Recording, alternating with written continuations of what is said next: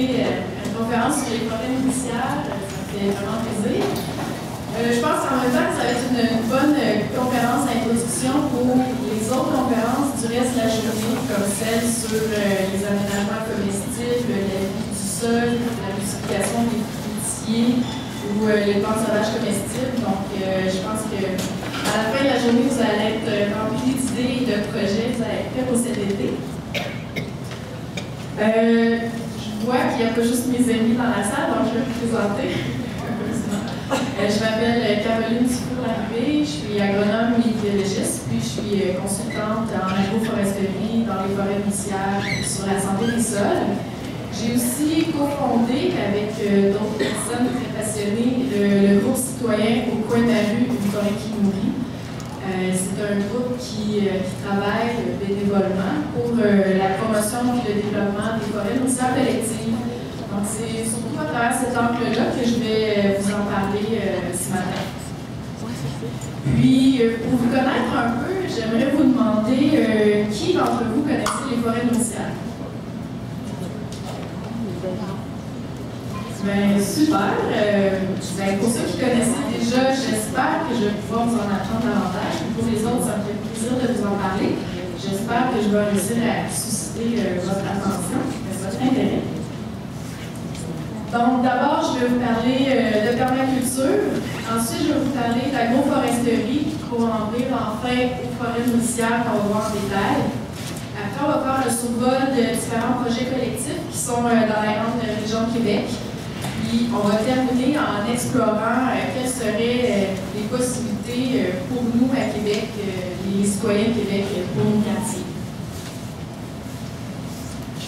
Donc, d'abord, je vous parle de permaculture. Pourquoi? Parce que c'est quelque chose encore assez peu connu, mais parce que c'est aussi une approche qui mène aux forêts nourricières. Donc, dans permaculture, le mot permaculture, vous allez trouver le mot perma pour permanent et culture, qu'on peut associer à l'agriculture, mais qu'on peut aussi associer au terme culturel, au sens culturel du terme. Donc, ce qui réfère plus à nos activités, à toutes les facettes de nos vies. La permaculture, finalement, on peut dire que c'est un art de vivre où on s'assure du caractère durable de la façon dont on va vivre, dont on va produire et dont on va consommer. Puis, pour faire ça, on va respecter trois règles éthiques. La première, c'est de prendre soin de la nature, c'est-à-dire la terre, le sol, l'eau, la forêt, les animaux.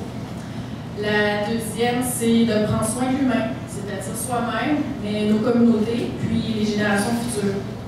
Puis finalement, c'est de partager équitablement, donc de limiter notre consommation, mais aussi de créer des surplus, puis les partager. Puis, viennent les principes. Donc en permaculture, ce qu'on va faire, c'est qu'on va observer la nature, on va observer les écosystèmes naturels, on va apprécier leur fonctionnement, voir comment ils fonctionnent, comment ils sont efficaces, puis comment ils produisent. Puis on va en retirer des principes, les principes qu'on va utiliser, qui vont nous guider pour les designs de nos systèmes, pour répondre à nos différents besoins dans la vie. Donc c'est une approche très globale. Puis maintenant, je vous parle de l'agroforesterie. Pourquoi? Bien, là encore, l'agroforesterie, c'est une science encore peu connue. Mais c'est une science qui est intimement liée aux forêts nourricières. Au Québec, on utilise une définition pour l'agroforesterie. On dit que c'est un système intégré qui repose sur l'association intentionnelle des arbres et des arbustes aux cultures ou à l'élevage, dont l'interaction va générer des bénéfices économiques, environnementaux et sociaux. Et je peux vous citer Columel, qui était un agronome du 1er siècle. À cette époque-là, Columel disait que dès que les bois abattus ne nourrissent plus de leur feuillage la terre qui les a produits, il s'ensuit que, privé de son ancienne nourriture, la terre ne tarde plus à maigrir. Donc déjà, à cette époque-là, on avait remarqué que la fertilité du sol dépend de l'arbre, comme le dit si bien le proverbe africain. Il existe différents systèmes agroforestiers, donc il y a vraiment différentes façons d'associer les arbres avec les cultures ou l'élevage. Je vous en présente quelques-uns ici.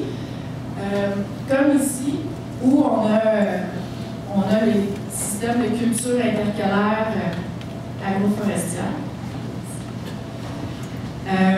Donc, dans ce cas-là, c'est qu'on a intégré des rangées d'arbres dans les grandes cultures. On peut aussi avoir le sylvopastoralisme, comme ici, des poules qui pâturent en dessous des arbres fruitiers, ou ici des cochons qui se nourrissent des glands de chêne. Puis, on peut aussi avoir, par exemple, les cultures sous couvert forestier, comme ici la culture de lactée, qui est une plante médicinale qui pousse à l'ombrage des arbres. Puis, si on prend la science de l'agroforesterie, puis qu'on y applique les principes et l'approche de la permaculture, on obtient un design de forêt nourricière. Il existe aussi d'autres appellations. Si vous vous intéressez au sujet, vous allez voir verger multi-étagé, verger de permaculture, verger potager forestier, jardin-forêt. Il y a vraiment plusieurs appellations. Je dirais que c'est vraiment selon l'idée que vous en faites ou même du design que vous allez faire. En anglais, vous allez voir les termes Edible Forest Garden ou Food Forest. Donc voilà, on va voir en détail les forêts nourricières. C'est à la fois simple et complexe. En fait, on va s'inspirer des forêts nourricières naturelles. On va s'assurer d'aller occuper chaque étage de végétaux, chaque zone où il peut y avoir des végétaux, puis on va s'assurer d'occuper chaque niche écologique de façon à avoir un écosystème productif. Les végétaux qu'on va utiliser, ça va être principalement des vivaces, dans le but de planter une fois et récolter pour toujours. Puis, finalement, c'est qu'on veut un aménagement qui va être durable, qui va s'auto-s'entretenir, qui va s'auto-fertiliser, un peu comme nos forêts naturelles.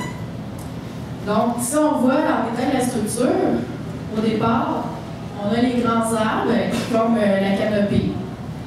Ensuite, on a les arbres de plus petit calibre ou les arbustes, les petits fruits. Ensuite, on intègre les plantes herbacées vivaces, comme les plantes comestibles, aromatiques, médicinales. On va avoir aussi des légumes racines.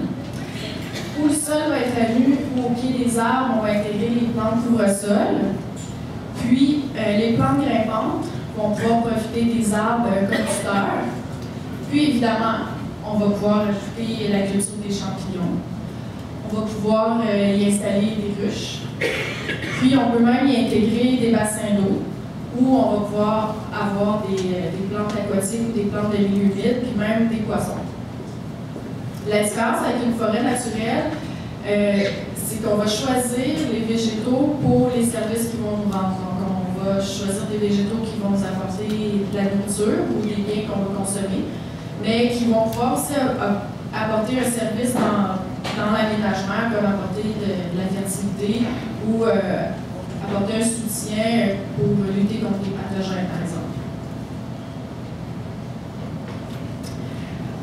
Sûrement que vous avez envie d'avoir plus de détails sur les différentes strates de végétaux, donc on va les passer une par une.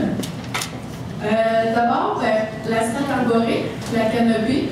Je vous présente le noyer noir, qui est un grand arbre qui va produire des noix. Même si son bois peut être utilisé, il a une très grande valeur commerciale. Donc, ça donne plusieurs fonctions, comme aussi le service de support, comme on l'a dit, aux plantes grimpantes. La canopée et les grands arbres vont avoir un grand impact dans la lutte aux îlots de chaleur. Ils vont protéger les cultures des grands vents. Le feuillage de l'arbre va capter les poussières, ça va avoir on va avoir une amélioration sur la qualité de l'air. Évidemment, on va créer des habitats pour la faune dans cet arbre-là. Le réseau racinaire important des grands arbres va avoir un effet bénéfice sur le sol, il va va améliorer la structure et donc sa productivité. Ça va aussi permettre une meilleure infiltration de l'eau, comme par exemple, quand il y a des grands épisodes de pluie, qu'on a beaucoup d'eau de ruissellement, l'eau va pouvoir s'infiltrer plus facilement, puis même être redistribuée après ça grâce au réseau national dans les périodes de sécheresse. Pour la canopée, on peut aussi penser à d'autres arbres, comme les arbres fruitiers standards, les pommiers, les pruniers, les poiriers, il y en a beaucoup d'autres, les chênes, qui offrent aussi des bois comestibles, ou des arbres fixateurs d'azote, comme le feuillier d'Amérique. Si on descend d'un cran, au niveau de la Staphylococcus basse, pourquoi pas le noisetier? Donc, avec son petit format, il est idéal pour les petits terrains ou en ville. Il tolère très bien aussi la pollution. On peut s'en servir pour faire des haies. Puis, ces noisettes vont arriver beaucoup plus rapidement que, par exemple, dans le cas du noyer. Mais aussi, dans cette stade-là, on pourrait penser à des arbres fruitiers, mais de calibre brun, des amélanchiers, du sureau. Encore là, on a beaucoup de choix. Au niveau de la strate arbustive, je vous présente l'avonia. Donc, l'avonia a un petit fruit comestible, mais qui a aussi des vertus médicinales. Il va attirer beaucoup aussi les pollinisateurs, va faire des abris pour les insectes bénéfices. Mais aussi, on pourrait mettre du carisier, de l'arbousier, des framboisiers, du mûrier. Encore là, on a beaucoup de choix. Pour les plantes herbacées vivaces, pourquoi pas la roquette sauvage? C'est une plante qui peut être récoltée tôt au printemps et tard à l'automne, donc ça rallonge la période des récoltes. Elle a un intérêt médicinal aussi. On va faire un très bon couvre-sol, donc contrôle des mauvaises herbes. Évidemment, elle est vivace. Mais aussi, on peut penser au topinambour, l'asperge, les artichauts. Puis il y a vraiment une grande variété aussi de légumes vivaces qui sont encore peu connus, mais qui méritent d'être connus. Pour les légumes racines, je vous présente la piosse, qu'on appelle aussi patate en chapelet. Ça, c'est une plante indigène qui était cultivée par les Amérindiens. Donc, c'est une plante dont le tubercule est comestible, un peu comme les topinambours ou les patates. Mais c'est une plante qui est aussi fixatrice d'azote. C'est-à-dire qu'on n'a pas besoin d'y apporter de l'azote pour sa croissance, mais en plus, ça va enrichir le milieu en azote. Ça va servir aux autres végétaux autour. Elle va faire des belles fleurs qui vont attirer les pollinisateurs. Puis, c'est ça. Le travail au niveau de la fixation de l'azote et du tubercule va avoir un impact positif sur la structure du sol, la vie du sol. Au niveau des légumes racines, on peut aussi penser à l'oignon égyptien qui est vivace, mais aussi l'oignon et l'ail, on sait, ne sont pas vivaces. Par contre, ils sont vraiment intéressants dans les forêts nourricières. C'est des bons compagnons aux rosacées, c'est-à-dire les arbres fruitiers comme les pommiers. Quand je dis compagnons, c'est qu'ils vont aider dans la lutte aux pathogènes de ces espèces-là. Pour le couvre-sol, on a la menthe du Canada, ici, qui s'adapte à peu près à tous les climats et tous les types de sols. C'est une plante évidemment culinaire, mais qui a aussi des propriétés médicinales. Elle a aussi un effet répulsif des insectes nuisibles et fongicide pour les maladies fongiques, à cause de ces huiles essentielles qui sont très fortes. Mais par contre, elle va attirer quand même les bons insectes et les pollinisateurs. Donc, elle va faire un bon couvre-sol aussi. Puis, dans les autres couvre-sols, on peut penser à la fraise, la mélisse, le thym, l'origan, qui ont toutes aussi leurs propres propriétés. Et les grimpants, ben, le kiwi columicta, oui, on peut cultiver des kiwis au Québec. Donc, on va avoir un très bon fruit, une très belle production aussi. Ça a aussi des vertus ornementales, c'est très beau avec des belles fleurs. Est-ce que je peux prendre les questions à la fin? Non. Maintenant, c'est très bien. Allez-y. Est-ce que l'information sur ta conférence est disponible de toute façon? Bien, la conférence est filmée. Donc, normalement, ça va être disponible après sur YouTube. Mais si vous voulez avoir plus de détails, je vous invite à rentrer en contact avec moi. Vous allez voir aussi mon adresse Internet à la fin, qui n'est pas de problème. Donc, ouais, les kiwis qui peuvent pousser sur les arbres, mais aussi la vigne, le houblon, évidemment. Puis, si on a un milieu humide dans notre aménagement, pourquoi pas y intégrer la vigne du rivage. La vigne du rivage est aussi indigène, puis ses fruits, ses feuilles, ses jeunes pousses et ses vrilles sont comestibles. Elle peut être à la fois grimpant et couvre-sol. Donc, on a une belle production, un bon intérêt à cette plante-là. Mais aussi, en milieu humide, on pourrait intégrer les quenouilles, le mériconier, du cresson. Alors là, on a un bon choix. Et finalement, les champignons, si on veut les intégrer, pourquoi pas le strophère, qui est un très bon comestible, puis c'est démontré qu'ils augmentent significativement le rendement de plusieurs cultures. Puis les champignons vont avoir un impact très bénéfique sur la vie du sol, sur la santé du sol, donc c'est vraiment intéressant de les ajouter dans nos aménagements. Il y a différents champignons aussi qui peuvent être intégrés, comme le roc shiitake, agaric. Il y a différentes, selon la sorte, il va y avoir différentes façons de les cultiver.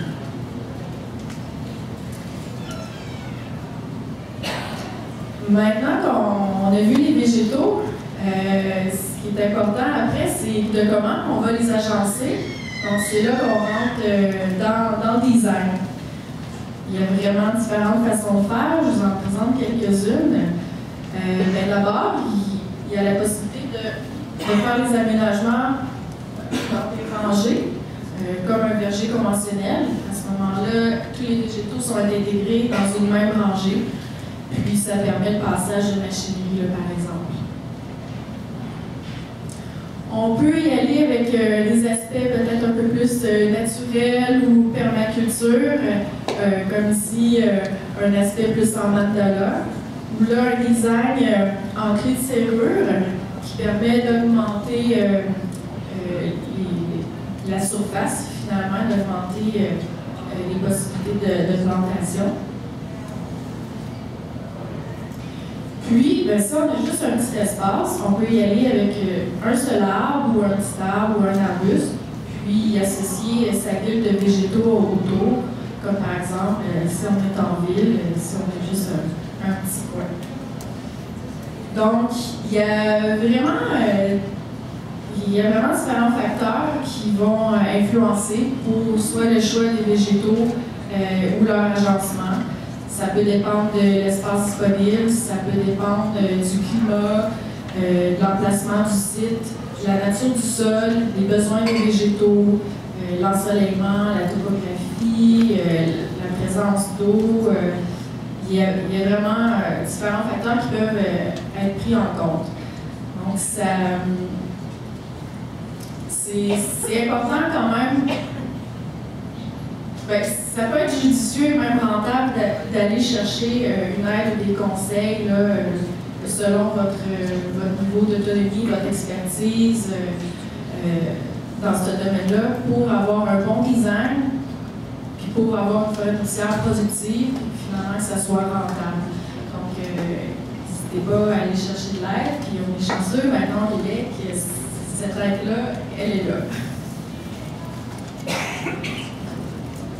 Et pourquoi on voudrait planter des forêts nourricières? Ben, parce qu'il y a des bénéfices partout, finalement. Au niveau socio-économique, ça va avoir un impact positif sur la qualité du milieu de vie, sur la beauté du paysage, notamment en milieu urbain. Ça va avoir un impact sur la sécurité alimentaire à long terme. C'est une très belle opportunité pour démarrer aussi des projets communautaires, des projets éducatifs. Puis Puis c'est une belle occasion de valoriser les savoirs traditionnels sur les plantes indigènes, par exemple. Au niveau environnemental, d'abord, on va stocker beaucoup plus de carbone dans le sol, ce qui va avoir une incidence sur la réduction des gaz à effet de serre. Comme on l'a dit, le sol va être mieux structuré, plus productif. On va lui permettre une meilleure infiltration de l'eau. Donc ça va... l'eau qui va s'y infiltrer plus facilement. Donc ça va réduire les impacts en ville d'eau de ruissellement, puis en plus ça va être traité. Donc c'est un aspect là, sur les cours d'eau qu'ils reçoivent après. La canopée va avoir une incidence sur la lutte aux îlots de chaleur. Comme on l'a dit aussi, les arbres vont améliorer la qualité de l'air. On va évidemment créer aussi des habitats pour la faune et la flore dans le milieu. Donc, au niveau économique, donc d'abord, on va avoir une production, on va avoir une récolte, aussi une récolte diversifiée. On va aussi limiter, en fait, arrêter nos intrants externes, donc nos engrais ou nos pesticides chimiques. On va avoir aussi une économie de travail au fil des années. Puis, tous les gains au niveau de la pollution, donc sur la qualité de l'air, les îlots de chaleur, le réseau d'égouts, la santé des citoyens, va se répercuter sur des économies pour les villes et les municipalités. Puis, finalement, il y a une possibilité aussi de participer au marché du carbone. Puis, finalement, au niveau agronomique, on va avoir une meilleure productivité, une plus grande productivité. D'abord, à cause de la biodiversité, à cause de l'association, même si, comme si on compare un système en monoculture ou un potager normal, standard, c'est pour une même surface donnée, on va aller exploiter beaucoup plus d'espace étant donné qu'on va exploiter finalement verticalement. Les pollinisateurs vont être beaucoup plus présents, ce qui va stimuler la production. On va avoir un meilleur contrôle des prédateurs, des maladies. Les cultures vont être protégées des grands vents. Puis finalement, oui, c'est qu'on s'assure aussi, on a une résilience. Donc on s'assure d'avoir une productivité d'un produit. Donc, c'est une culture qui va pas bien, on est assuré d'en avoir une autre qui va produire parce qu'on n'a pas tout mis nos œufs dans le même panier. Donc, on a une résilience du système, on a aussi un système qui va être mieux apte à faire face au changement climatique. Est-ce que vous êtes convaincus? Bien, il y en a d'autres aussi qui le sont. Qui ont décidé de démarrer des projets collectifs dans leur milieu. Donc là, on va faire un survol de ces projets-là, de ceux qui sont autour de nous dans la grande région Québec. Donc d'abord, je vous présente celui de la municipalité de Saint-Ubald, dans Port-Neuf. C'est un projet citoyen qui a eu l'appui de la municipalité. Donc, ils ont déjà leur première phase d'implanter sur un terrain qui a été légué par la municipalité dans le cœur du village. Donc, il reste encore d'autres phases à venir, comme ils veulent ajouter encore d'autres végétaux, mais ils veulent aussi faire une deuxième phase sur un terrain adjacent ici derrière qui va être de beaucoup plus grande envergure.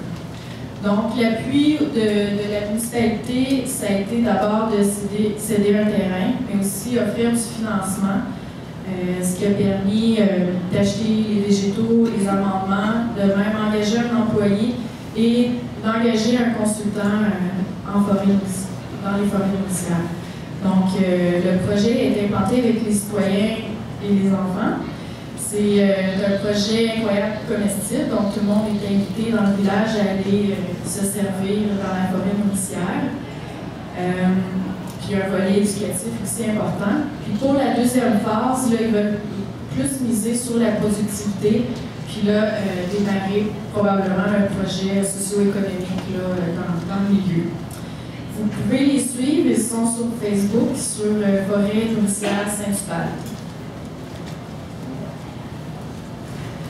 Toujours dans Port-Neuf, à Saint-Raymond-Port-Neuf, encore là, il y a un projet citoyen qui a eu l'appui de la municipalité. Donc, la municipalité leur a cédé un terrain. Puis, c'est un groupe aussi qui travaille avec la participation d'un organisme de réintégration sociale qui s'appelle l'Arc-en-Ciel. On travaille aussi avec la CAPSA, qui est l'organisme de bassin versant de la région. Donc, ensemble, on travaille ensemble, ils s'assurent d'avoir accès à du financement. Puis aussi, là, ça fait beaucoup plus de monde et de bras là, pour quand c'est le temps de passer aux travaux.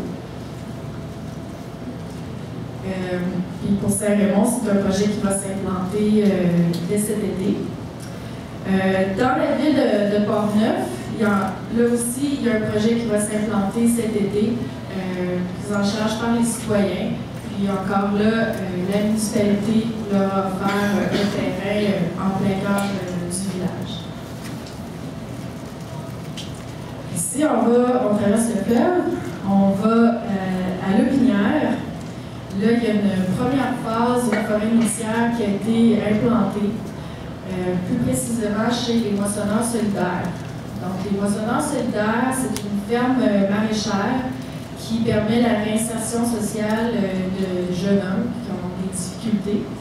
Puis la totalité des légumes qui sont produits est retournée dans les banques alimentaires comme Moisson Montréal, Moisson Québec. Donc la forêt nourricière va permettre finalement à long terme de diversifier l'offre aux banques alimentaires, donc apporter des fruits, des petits fruits, des bois. Mais ça permet aussi de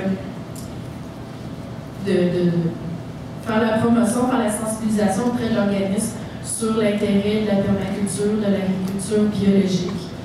Donc, il y a un côté éducatif là.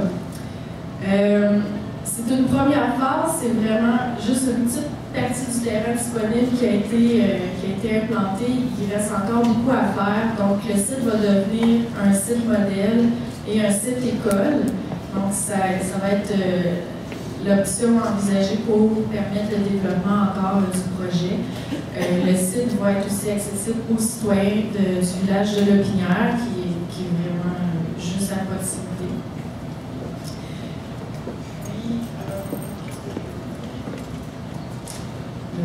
Voilà. Vous pouvez vous informer de ce projet-là. C'est un projet qui a été pris en charge par l'organisme Au Coin de ma rue, une forêt qui nourrit, grâce à une subvention de l'Arbre Canada qui a permis d'acheter entre autres les végétaux. Mais des subventions comme ça, on n'en a pas tout le temps, donc c'est pour ça qu'il faut envisager d'autres options pour continuer d'aller de l'avant. Puis, dans la salle, il y a sûrement pas juste des gens de Québec, il y a sûrement des gens qui viennent d'ailleurs. Puis si vous êtes près d'un de ces projets-là et que vous avez envie de vous rallier à ces équipes-là, n'hésitez pas à venir me voir. Moi, je peux vous mettre en contact avec les personnes responsables. Puis eux, ils vont être très contents d'avoir des nouveaux alliés. Ici, une plantation et encore le projet. Et plus près de chez nous, ici à Québec, dans Sillery, dans le parc du Bois de Coulonges, là, la Commission de la capitale nationale, qui sont propriétaires du parc, ont décidé de faire la conversion de leur verger conventionnel vers un verger de permaculture. Donc, leur but, c'était évidemment d'arrêter d'utiliser des pesticides, étant donné que c'est un lieu public, il y a des résidences autour. Mais aussi de pouvoir continuer à produire des fruits de qualité pour pouvoir les partager aux citoyens et aussi les retourner aux banques alimentaires. C'est aussi un projet qui permet un peu de revaloriser le côté historique du site parce que le verger du Bois de Coulonges était autrefois un site pour l'autarcie alimentaire. Donc, ça va être une occasion pour eux de créer en même temps un lieu d'interprétation. Donc, l'équipe du Bois de Coulonges ont compté sur l'appui au coin de ma rue, une forêt qui mourit, d'abord pour en apprendre sur qu'il existe des options pour faire une transition vers un autre modèle de verger. Donc, ils en ont appris sur les rudiments de la permaculture et des forêts nourricières. Mais après, l'équipe ont pris eux-mêmes en charge le design de leur verger, les travaux et les achats. Puis, en septembre, il y a eu l'inauguration de la forêt nourricière. Donc là, il y a beaucoup de médias qui étaient présents. Donc, ça a été un bon retour d'ascenseur pour faire la promotion, finalement, des forêts nourricières. Je vous invite à aller vous y promener. C'est un projet qui va se dérouler sur plusieurs années. C'est accessible au public, comme vous allez voir la belle évolution de tout ça. Et puis, finalement, nous, dans nos quartiers, est-ce que les citoyens pourraient avoir une forêt nourricière? C'est ça qu'on va explorer maintenant. D'abord, je vous dirais que ce n'est pas les sites ni les opportunités qui manquent.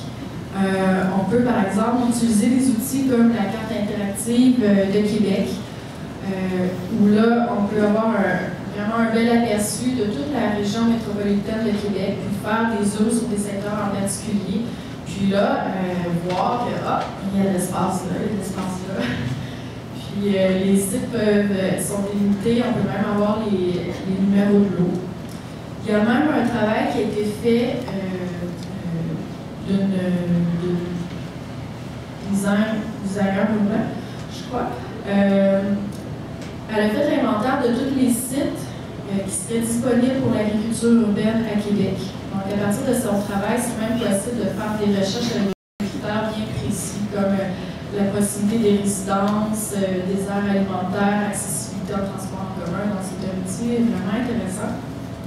Mais peut-être aussi que vous savez déjà près chez vous qu'il y a un terrain qui n'est pas utilisé, qui serait formidable pour une forêt nourricière. Peut-être aussi que vous avez un terrain puis que vous voulez le partager avec la collectivité. Donc, il y a vraiment différentes options qui sont possibles si on veut vraiment des projets dans nos quartiers. Puis, si jamais il y a un terrain qui vous fait rêver, que vous auriez donc envie de vous l'accaparer, de vous l'approprier, pourquoi on ne s'inspirerait pas du champ des possibles à Montréal? Le champ des possibles, c'est ce terrain-là qui est dans le Myland à Montréal. Là, il y a des citoyens qui se sont rendus compte qu'il y avait un beau terrain en friche qui n'était pas utilisé. Ils ont décidé de se l'approprier pour en faire une réserve de biodiversité. Puis, pour faire ça, ils ont créé un gros symbole rorique dessus. Puis, qu'est-ce que c'est le symbole rorique? C'est ça. C'est un symbole qui était utilisé pendant le temps de la guerre, qui était apposé sur les terrains ou sur les bâtiments pour les préserver des bombardements. Donc, quand l'avion arrivait, vous voyez ce beau symbole-là, il savait qu'il ne fallait pas qu'il touche à cet endroit-là, parce que c'était peut-être un lieu patrimonial, une école, un hôpital. Donc, ça a ça porte un symbole de paix important. Puis, en plus, c'est drôle parce que ça représente les 3 piliers de la permaculture, les 3 éthiques de la permaculture. Donc, personnellement, je trouve que c'est un symbole qui est très fort de sens, qui mérite d'être utilisé, pourquoi pas. Puis vous pouvez suivre les projets du champ des possibles sur Internet, même sur Facebook, qui sont très inspirants. Ici, dans le quartier Saint-Jean-Baptiste, sur la rue La Vigueur, il y a des citoyens de la rue qui avaient vraiment envie de s'approprier le petit coin non pavé qui était en face de leur maison. Puis là, l'autorisation de la ville tardait à arriver. Donc, ils ont décidé quand même de passer à l'action. Donc, l'été dernier, pendant la fête des voisins, ils se sont ralliés ensemble, puis ont commencé à planter des plantes vivaces puis des fines herbes dans ce petit terrain-là. Par contre, si on veut s'approprier un terrain pour une forêt nourricière, donc si on veut planter des arbres fruitiers, des arbres à noix. On ne voudra pas avoir juste un terrain temporairement. On va vouloir avoir un terrain qui va être disponible pour au moins les 25 prochaines années, sinon à perpétuité, pour pouvoir récolter les fruits de nos plantations pour les générations futures. Donc, c'est peut-être pas évident dans ce cas-là, justement, de s'approprier juste un petit terrain sans avoir une autorisation, sans avoir une garantie de protection. On peut peut-être penser à l'option d'y aller à travers le projet de lutte aux îlots de chaleur de la Ville de Québec. Donc, le projet qui s'appelle Verdir la cité Limoilou. Donc, normalement, cet hiver, il va y avoir des consultations publiques. Donc, c'est peut-être une occasion d'aller se présenter, de présenter son intérêt pour les arbres fruitiers, mais aussi pour la participation citoyenne dans le projet. Vous pouvez peut-être aussi contacter M. Fagui. Ça peut être une option. Bref, il y a vraiment différentes. Si vous voulez une forêt nourricière, il y a différentes façons qui peuvent se faire. Vous pouvez vous approprier un terrain, vous impliquer dans vos conseils de quartier, par exemple pour le programme de divertissement de la cité Limoilou. Vous pouvez aller cogner à la porte de vos conseillers ou de vos élus. Mais je vous invite à vous rallier au groupe au coin de ma rue Une forêt qui nourrit, parce que le nombre peut faire la différence, mais aussi l'organisation sur comment un projet va être considéré par nos décideurs. Puis l'organisme a déjà une bonne feuille de route de démarche entreprise, aussi des contacts déjà qui ont été créés avec des personnes clés. Donc, ça peut être intéressant de travailler ensemble à ce moment-là. Vous pouvez les suivre sur Facebook. Ils ont aussi un site internet potagerforestierqc.org, mais ils ont aussi un kiosque aujourd'hui à la fête des semences, donc vous pouvez aller les voir. Puis super beau le kiosque en plus. Et voilà. Merci beaucoup.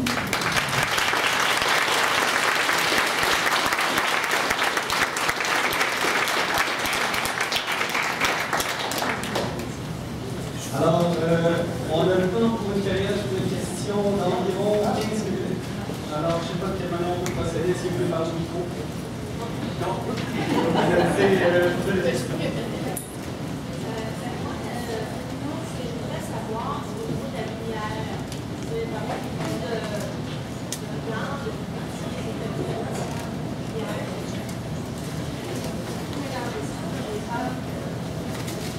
C'est une question de design, puis c'est une question de temps.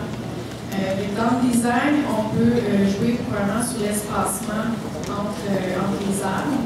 Puis là, il y a des règles du pouce qui existent pour avoir un pourcentage de lumière au sol qu'on va avoir besoin pour les plantes qu'on va implanter. Je dis que c'est une question de temps parce qu'on peut aussi y aller en évolution. Dans le fond, une forêt nourricière, avec les arbres sur la nature, tout ça, ça va prendre un certain temps. Donc, au début, on peut avoir des plantes qui vont demander beaucoup plus de luminosité. Puis, au fur et à mesure qu'on va avoir plus d'ombrage, on peut avoir une transition vers des plantes qui vont bien tolérer un niveau d'ombrage un peu plus grand. Alors, pour les toitures végétales, au lieu de mettre du sédum ou des choses qui servent à rien, qu'est-ce que vous suggérez quand on a seulement peut-être 10 pouces de terre? Ou dans des boîtes à fleurs pour ceux qui ont même pas de toit? Bien, d'abord, on peut. Ah oui, oui. Donc, la question c'était sur un toit végétal. Qu'est-ce qu'on peut implanter si on a juste un pied de sol? Donc, je dirais, premièrement, penser en diversité, donc faire des piles de végétaux. C'est le principe, c'est le grand principe qui est derrière tout ça, de faire des associations pour avoir juste une nourriture, et aller avec des vivaces, donc qui vont entretenir le sol et la productivité. Des exemples. Ben, Ben, je vous dirais aussi, peut-être qu'il y a des arbustes qui pourraient être intéressants, des petits arbustes. Mais je pense que là, il va y avoir une conférence qui va être vraiment plus appropriée pour nous. Ça pourrait être celle des urbaculteurs sur les aménagements comestibles, qui sont habitués de faire des aménagements sur les toits aussi, mais beaucoup dans les smart pots, par exemple. Dans les smart pots, on peut aller chercher encore un plus grand volume de terre. Donc là, à ce moment-là, on peut même intégrer des arbres fruitiers nains, c'est possible. Ça peut dépendre de ce que vous voulez, l'environnement.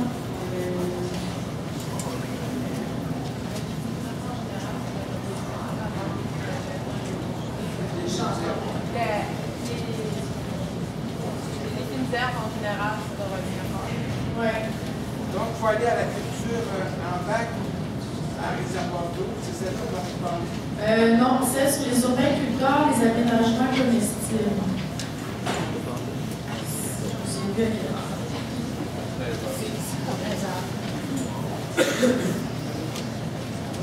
Je vais me permettre de répondre à une autre question. Oui? Je faisais de la culture en forêt, c'est peut-être 10 ans. C'est l'heure de vie. Le 6 septembre, il est en temps de la pierre. Tous les erreurs qui sont. Ça manque de publicité. Vous avez les ressources, pas mal d'informations.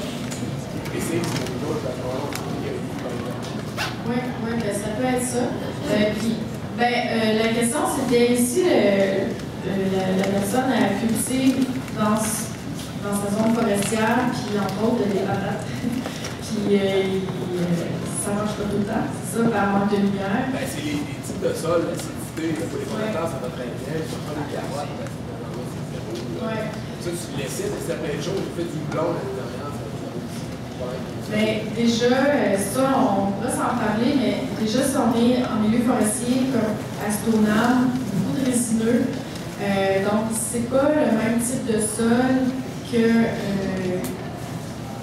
sol, justement, où on peut cultiver des annuels, comme des légumes du potager. Donc, on va avoir un milieu beaucoup plus acide, plus riche en champignons, comparativement à un plus riche en acide. Donc là, c'est déjà en partant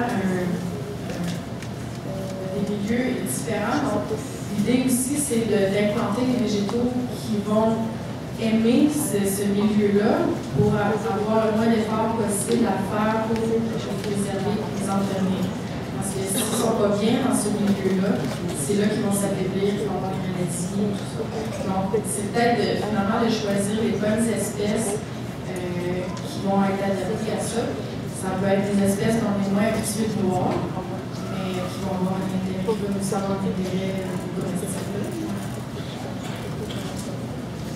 Oui? Je vais faire un peu la même question. Est-ce qu'en forêt, il y a des espèces, à part les champignons, que des légumes, des pommes de terre, des patates, des carottes, donc dans une vraie forêt? Bien, déjà, ça peut dépendre du type de forêt. Comme là, par exemple, à Astonam, là, on est dans une forêt beaucoup plus de conifères.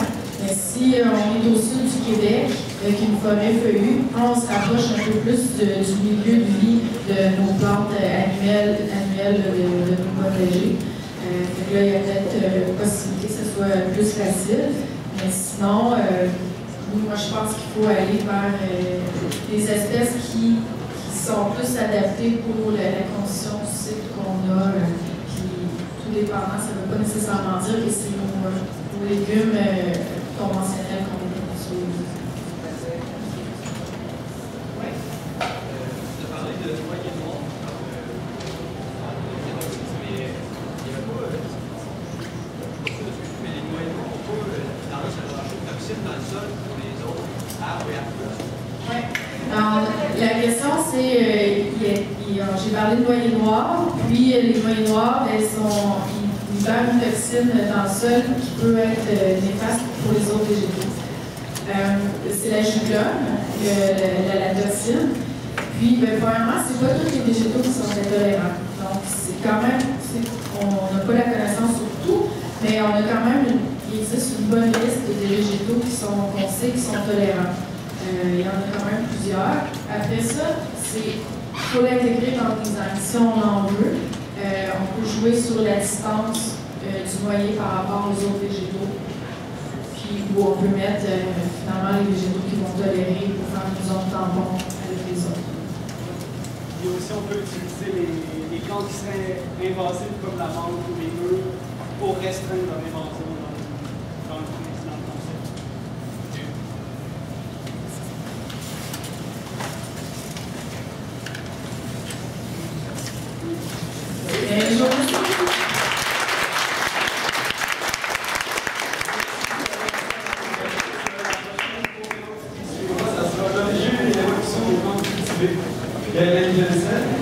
Et je vous invite peut-être à faire une contribution volontaire pour l'événement comme on vient d'être par les subventions de commerciaux qui nous ont choisi pour avoir besoin de et ça va le secrétaire dans la ville de Québec pour la section de l'UPA sur le thème de la chercher. Et si vous n'avez pas de